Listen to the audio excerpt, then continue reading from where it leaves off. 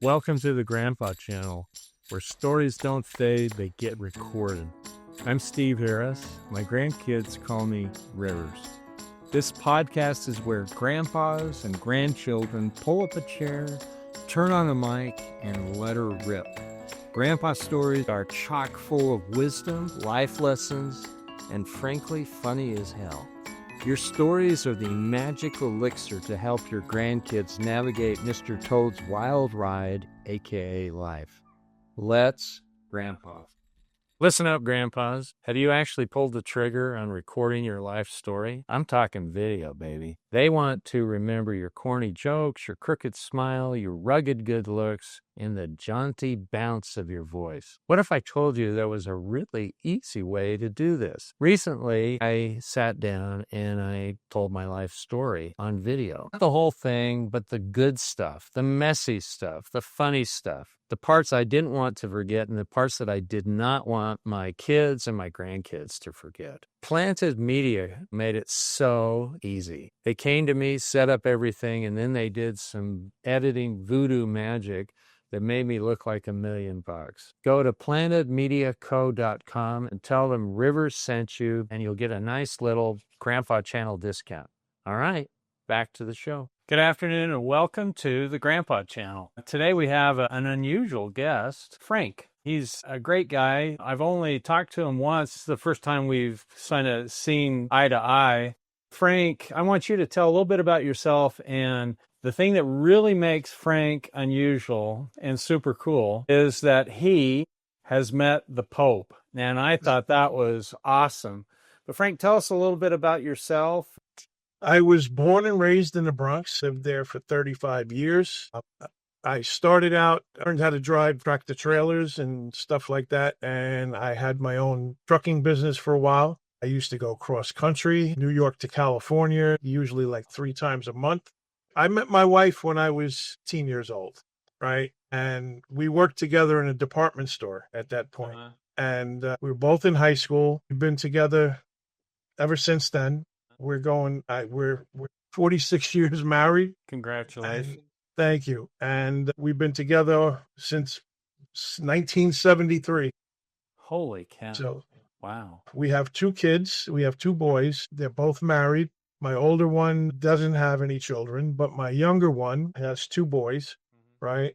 And I am the primary caretaker when they're at work. Yeah.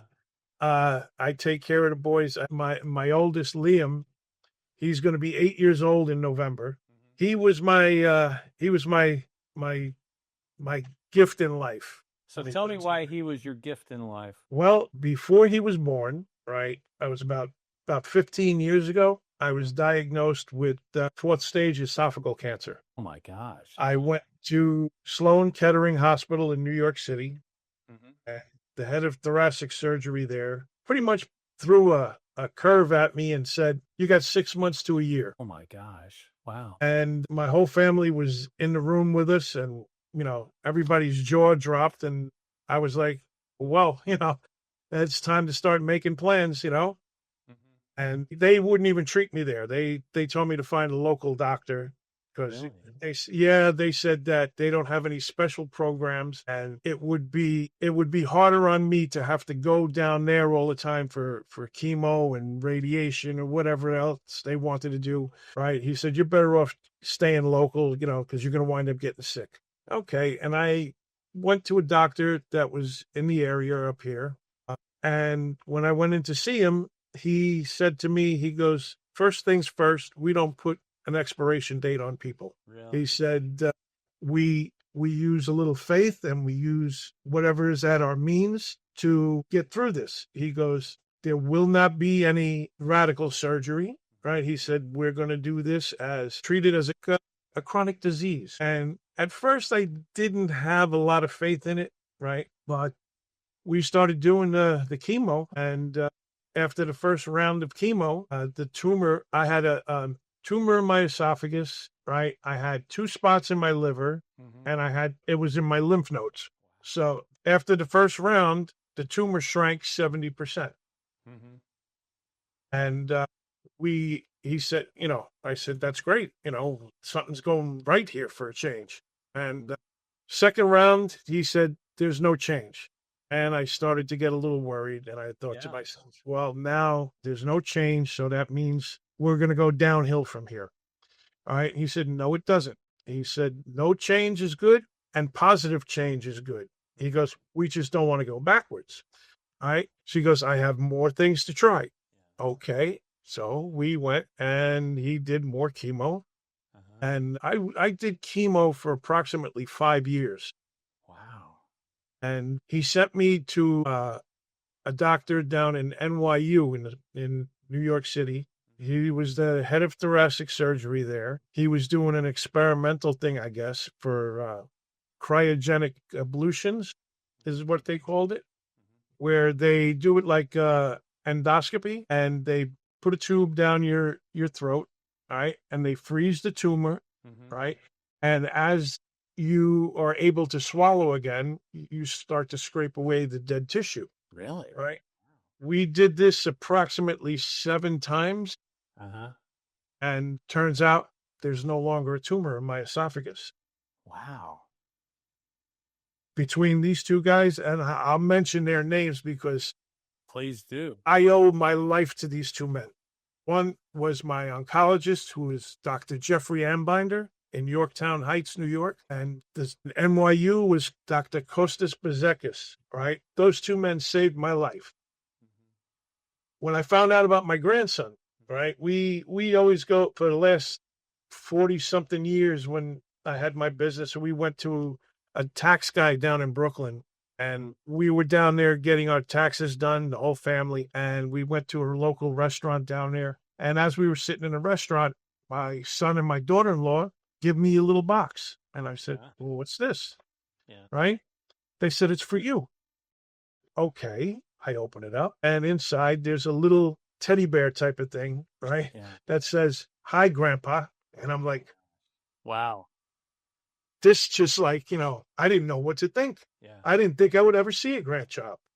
And the oncologist had me in remission at that point, but I was still doing chemo. I was afraid to stop the chemo.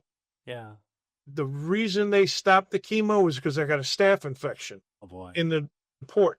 And they said they were taking that port out.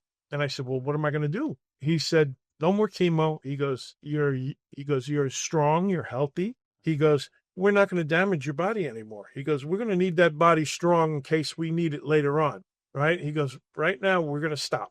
He goes, I'm confident that if it does return, we'll be able to deal with it. He goes, but right now, things look great. We've been doing alternating PET scan, CAT scan, all that stuff. Everything keeps coming up perfect. And he calls me his miracle patient, Wow.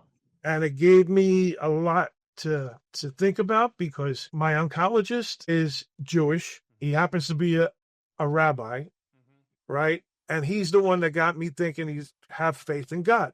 Okay, like I said, I don't really go to church or anything like that. I'm more spiritual type, but he got me to believe in something because I took his advice and we haven't looked back. But and that's the start of it. I got that little box and was told that I'm going to be a grandfather. And that November, my first one was born, right? He was born 2 days before my birthday, which made it even more special for me. Right, right. When you first laid eyes, Frank, on your grandson, describe to me what you felt and what you saw. It was probably one of the best things in my life. He was a big boy. He was healthy. It was my pride right there. It's like he's going to carry on my family name. He's going to be special for me. And it was, like I said, he was born 2 days before my birthday. And I said, I couldn't have had a better birthday present. Everybody asks you what you want for your birthday. And you're like, I don't want anything. I don't need anything. But I did need that. Yeah. Can I tell you that you're a miracle, man? You may be a miracle patient to your Jewish rabbi oncologist, but you're talking miracle. Now I'm starting to feel my age, though, because here we are. I'm going to be 69 this year, and I'm starting to feel my age. My second grandson, he's a challenge for me. He keeps me on my toes. Yeah. Yeah, he's got a lot of energy, and the older one is more self-sufficient right now. He doesn't need my attention as much anymore. But I mean, we were two peas in a pod until Yeah, he started thick as school. thieves. Yeah. I mean, we did everything together, everything. I took him everywhere. We had our little thing there. There's a park near his house, right? It's called Kensico Dam Park, right? And it's a big dam, by the reservoir, right? And there's a playground there, and you can walk around the track and exercise, do whatever. So we used to go there just about every day, right? And one of the things that I did to keep in shape, right? We started scaling the dam. There's two staircases on either side of the dam where you can walk up to the top, right? Mhm. And you can see the reservoir on one side and you can overlook the park and everything else on the other side. So my grandson started calling it top of the world. Top of the world. Yeah, yeah. So we did a little video recording one day when we got up there, and I was holding him, and we looking over the top of the dam, right? And I said, "Tell mommy and daddy where you're at," right? So he goes, "I'm on top of the world, mom." That's great.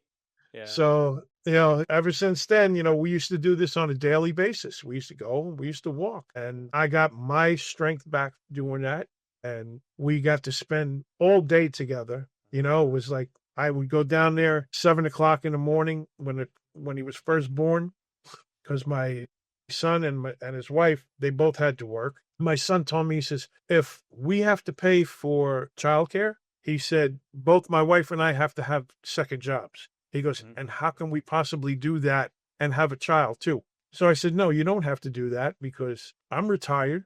They're not going to do chemo anymore. Yeah. Right. Yeah. And I'm free.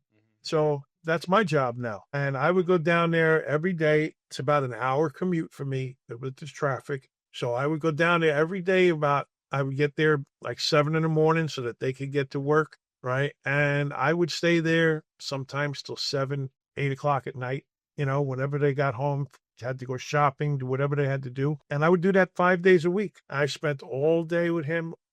I would feed him. I would change him.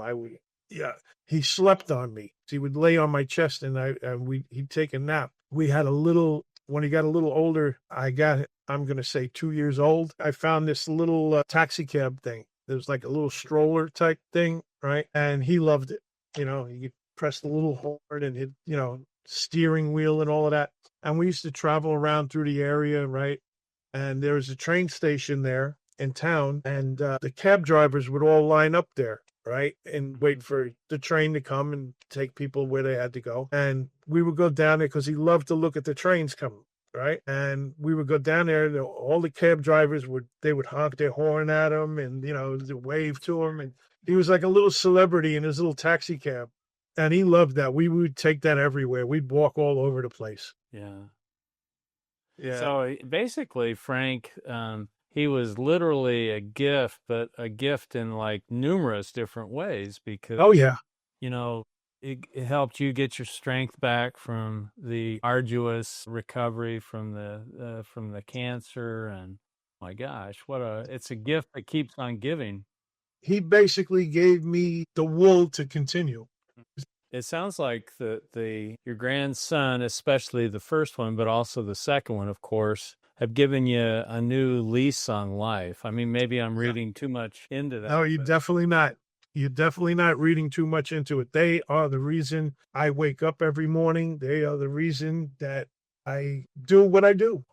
Have you ever had a situation, Frank, where you kind of resent being kind of the caregiver? Or is it just an uninterrupted stream of grateful to be there and grateful to help? Never in my life have I thought that I didn't want to do this. Uh-huh. I go down, I'm there 4 days a week now because my wife works from home and she goes to the office like 2 days a week. Yeah. Right. So the one day she takes during the week, she goes down and takes them on Thursdays, like today. Yeah. Right. So today's my day that I'm sitting home doing nothing. Right. But I go down 4 days a week, like in the spring and now down in the fall. My older one plays Little League Baseball. right? Yeah. So it's usually on the weekends, Yeah. right? So now every weekend, I'm there 4 days a week. Saturday, I'm down there again because I got to go down there and I got to watch them play baseball. Yeah. Some of the things that I enjoy, when I was a kid, I was a pretty good baseball player, but life choices kept me away from actually following through with that. So what I've learned, my father used to play semi-pro baseball too. And what I learned was how to play the game. And I tried to do that with my sons, right? They liked the game, but they had other things that they wanted to do, so which was fine. Yeah. Some parents they live vicariously through their children. It's like, my kid is going to be a professional. Well, the odds of you being a professional are Very high. very, very small. Yeah. So, when you have that thought in your head, you're going to be disappointed when your kid doesn't make it. And that's what I always instilled in my sons. This is something, if you do it because you enjoy it, right? When you stop enjoying it, right, and something else interests you, you follow your dream, Mm-hmm. follow your dreams. Don't worry about what I think and what I might want. That's irrelevant. It's what makes you happy and that makes you a better person. That's what you do. Now the older one, like he starts playing baseball, right? I'm going to say he's not the most coordinated kid sometimes, but he tries and he gives it all his all. And that's all I can do. Yeah. Right. And I try to help him. I try to teach him. My son spends the time teaching him, and he's enjoying himself. He does that. He likes Taekwondo, which he enjoys doing that stuff. And the little one hasn't started with any of this yet. He's still into dinosaurs and Paw Patrol and stuff like that, you know. But I mean, I take him to the park. He's like, I tell him, go down the slide. No, I'm afraid. I said, don't be afraid. Yeah. But his brother was the same way when he was that age. The older one runs through the playground like it's an obstacle course, and he's like, the ninja warrior. And the little one, he's getting there. He's getting there. How old is the little one? He'll be 3 in a couple of weeks. Well, yeah, October that 4th. makes sense. So the names of your two grandsons? Liam is my oldest, Hey, Liam. and Mason is my youngest. Oh, cool. Yeah. And it sounds like that you and Liam are like thick as thieves. Yes. But it's changed. Yes. It changes. Well, it changes. Yeah. Sometimes I lived a reckless life. I ride motorcycles, and that's probably not one of the safest things. It's been a wild life for me sometimes. Mm-hmm. And this kind of put everything into perspective for me. Mm-hmm. And now it's like other things don't really matter as much. That's a very cool realization. This is what matters most in my life right now is my grandchildren, because I could tell I spent a lot of time away from home, and I didn't have that opportunity sometimes with my kids, but I'm like paying back for it with my grandkids. I think that's what happens a little bit with being a grandfather is, to use baseball language, sometimes you whiff, sometimes it's a hit and a miss, but you get to kind of come back around the bend a little bit with your grandkids if that's what you want to do. I will tell you that when I talked to you on the phone, the first thing that I told my daughter is, oh yeah, we got to get Frank on here. And the other thing that I noticed is that I had this idea of you having a 3-year-old climbing all over you, And yes, I do. I loved the way that I could hear how you were interacting, through the phone when we talked. And it was so lovely. It was just so kind and patient. And you didn't say, get away, kid, you're bothering me, sort of stuff. And I just think that, I just think that, that one of the reasons why we're doing the Grandpa channel is I think that grandpas want to learn to be better. I know I can improve. I'm not sure you can, because everybody can in there. But I just think that we all can learn from each other. And I've learned tons just from you telling me about all of this. And there's all different types of grandpas. Now, I do want you to tell the story in some detail about meeting the Pope. I was coming back around the bend on that. Yeah. Well, that happened, I'm going to say this was about 9 years ago. Mm-hmm. right? Frank, your oldest, so Liam wasn't born, right? No, he wasn't born yet. And we went to visit my sister-in-law in Italy, right? And we went, my youngest son and his wife, right? And my wife and I, we went there and we spent 2 weeks in Italy. We did a lot of sightseeing in Rome and Milan, and we spent the time in Rome. We did the tour of the Colosseum, all the sites and the this and that, the catacombs. It was pretty cool doing that stuff. She said, yeah, while we were in Rome, she said, you have to be at the Vatican at this time, right? She told my wife, she said, make sure you bring Frank there at this time, right? And I will meet you there. And there's a viewing of the Pope, is what they called it.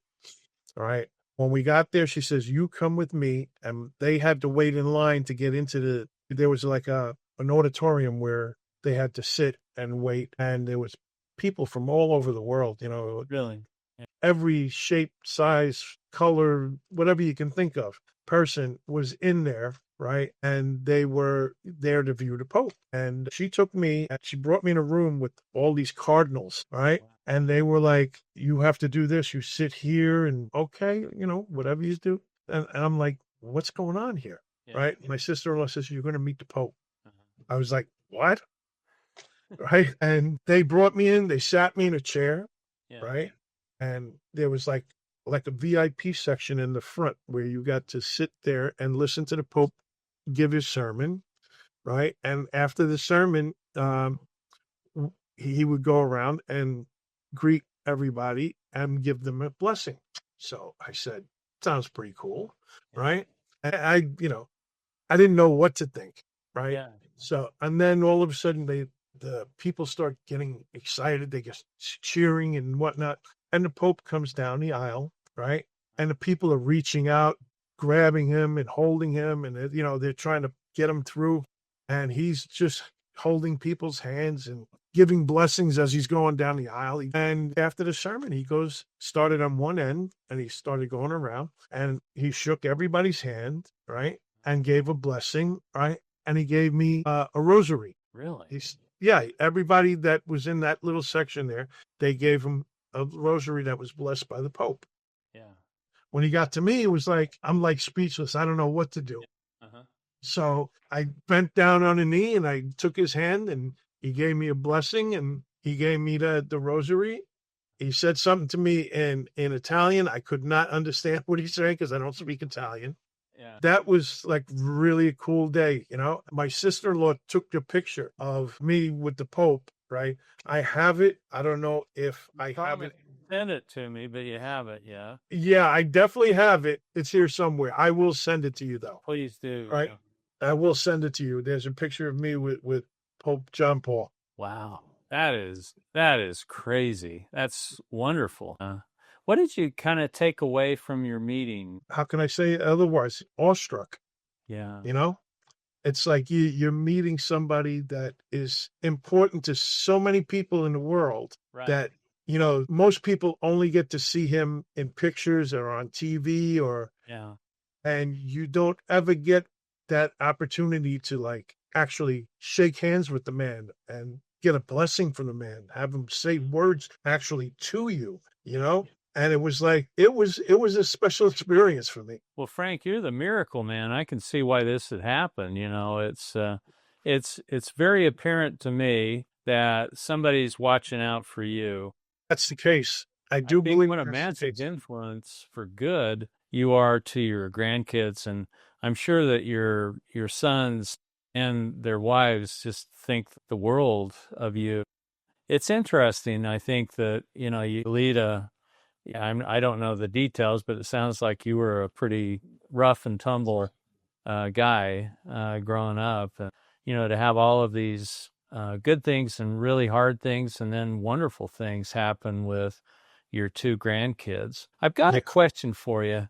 If you had some advice for grandfathers who are potential grandfathers that are looking forward to becoming a grandpa, maybe they just have young kids right now. What have you learned from being a grandpa what would you tell somebody who is either right on the cusp of becoming a grandpa or will become a grandpa, into the future, what would you tell them? Do not pass up the opportunity to bond with that child. Wow. Yeah. Because my father didn't get that opportunity. My oldest son was only about a year and a half old when he passed away. Wow. Huh? He was born in 1980. My father died in it wasn't even a year and a half old. My son was born in 1980. My father died. Yes, it was a year and a half because my father died in 1982. So he got a very limited time with my son. He didn't even know the second son. It's something that you don't pass up when you have the opportunity. I see a lot of, as a matter of fact, yesterday I took the boys out to like a play date in the park with their friends. My oldest one's friend, his grandmother was there with him, right? And we got talking. She's from Greece. And she said to me, you take care of them every day? And I'm like, yeah, pretty much every day, right? She goes, there's so many people the grandparents that don't see their kids. I make it a point. I mean, like friends are buying them like, oh, well, New York is high taxes. We got to get out of New York. We can't afford it. We're retired. We don't want to deal with this no more. And they leave the state. And they keep telling me, when are you going to leave New York? Well, you know what? I'm not going to leave New York because my grandkids are here. Right, right. I don't want to be a part-time grandpa, Right. I want to be a part of their life for as long as I can. I don't want my grandkids to forget about me. Right, right. When I'm gone, I want them to be able to talk about me, talk about the things we did together, things we had fun doing. It sounds like your grandkids are such a wonderful part of your life and your wife's life. Got a bunch of grandkids, and I keep thinking that I'll never regret spending time with them. It's not like I've got tons of hobbies and stuff, but being there with them is sometimes not easy. And no, it's time consuming and it takes a lot of energy. It's all worth it in the end. Yeah, yeah. You grew up in the Bronx, right? Mm-hmm. And so that makes you probably almost an automatic Yankee fan. I love baseball. I'm a big baseball fan. Yes, I am. Born and raised Yankee fan. We used to cut school and we used to go to Yankee games during the week. They used to have games during the week in the afternoon when I was a kid. Yeah. And we had $5. We got into the bleachers for 50 cents and we had hot dogs and sodas and we were able to pay for ride the train. And that's the way I grew up, man. I grew up as a born and raised Yankee fan. My father was one of the biggest Yankee fans that they could have been. And that's the way he brought me up. It's easy. You got to be a Yankee fan, So that's what I've been. I took Liam to his first Yankee game this summer. I went. I went and got tickets from Costco. Costco, so they had a deal where you get 2 tickets for $99, and it comes with $15 worth of food vouchers, right, for each ticket, right? So I said, okay, great. I said, me and Liam's dad, his name is Frank also. Mm-hmm. He said, we went. It was a Friday night game, and it was the 3 of us, and it was his first game. We got him a Aaron Judge jersey. He was so happy. We go sit in the seats. He was like amazed. He goes, "Wow, this place is big."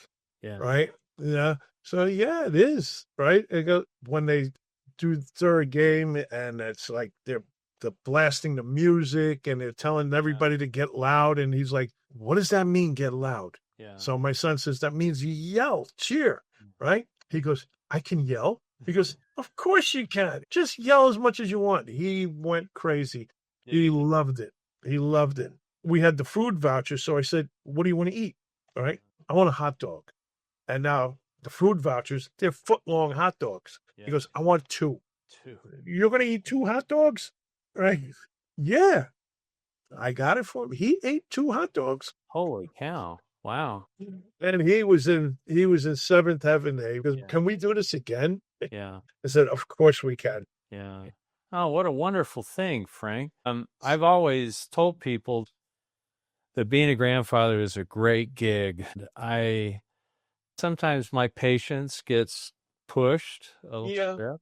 Oh, You know, definitely for the not. most part, when you look at them and they're your flesh and blood, they have your DNA and you can see parts of your daughter or your son, and it's just amazing. Yeah. And I really enjoy being a grandpa. And I would, and I found personally that it's made me a softer, better person, and It's given me more patience. I'm not the type of person, I never really had a lot of patience, and yeah. I have a low tolerance for people who act stupidly. I remember taking Liam with me one time after I retired. I went back to the place I was working at, right? And I'm sitting in the office there with one of the guys I used to work with, and Liam was like, he was young then, and he was climbing all over me and rolling around and tapping me on the head, and the guy's like, he goes, "Wait a minute." He goes, "I don't understand this." I said, "What don't you understand?" He goes, "This is not you. Who are you?" He goes, "You don't have this kind of patience." Yeah. Right? He said, "Anything," he goes, "This is the first time I've seen you. The kid is all over you, yanking you and pulling your hair, doing this, and you don't seem to mind." He goes, "When you were working here, somebody said something to you the wrong way, and you flew off the handle like it was like, like you were going to kill somebody." He goes, "And now you have all this patience?" He goes, "What the hell happened?" Yeah. Right? I said, "Well, that's my grandson. I got patience for my grandson. And he was the one that gave me these patience." I mean, I could get mad at him sometimes, but I can't stay mad at him. No. I mean, there's times like, he'll say something or do something that disappoints me or makes me angry, but it's over and done with. He's still my grandson, no matter what. And my older one, Liam, after the rough day we had the day before, as I'm leaving, he goes, "Grandpa, bye, Grandpa. I love you." And how do you stay mad at that? You can't. You can't. You can't. I live for that now. That's the most important thing in the world to me now. Yeah. This has been so much fun to talk to you. And, we don't have many Bronx natives who drive motorcycles, and you told me you have a tattoo or two, or three or four. There's a whole list of tattoos all over me, and And I love it. I love it. I think that grandpas come in all shapes and sizes and backgrounds, and I think that I recognize grandpa to grandpa, that I recognize what your buddy at work noticed about you, that you have this sort of, you maybe would have hit me if I'd said this 20 years ago, but there's a softness to you that's really lovely. And I'd like to think that my grandkids have kind of softened me up too. And I just think that what a wonderful thing it is to be a grandpa. And I don't take it for granted, because I know that there are plenty of people out there that would love to have grandkids, and for whatever reason don't. Or this is the one that really breaks my heart, where there's a rift in the family and they're not able to see their grandkids. That one just kills me. yeah. And well, Frank, it's been wonderful talking to you. You are an example of patience, and I've never talked or met anybody who's met the Pope, and I think that's cool. So anyway, thank you for taking time out of your day off from grandfathering, work. And I think that your two grandsons are incredibly lucky to have you in their life. I'm lucky to have them. Thanks so much. And Thank you, Steve. my pleasure. And thank you for watching the Grandpa Channel. And we'll have more guests just like Frank. In fact, I'm going to ask Frank to give me some more names of some people that he recognized. And anyway, thank you for listening today. That's it for today's episode of the Grandpa Channel. Until next time, keep the mic hot, the memories fresh, and the jokes just slightly inappropriate. I'm out of here. It's pretty good, I think.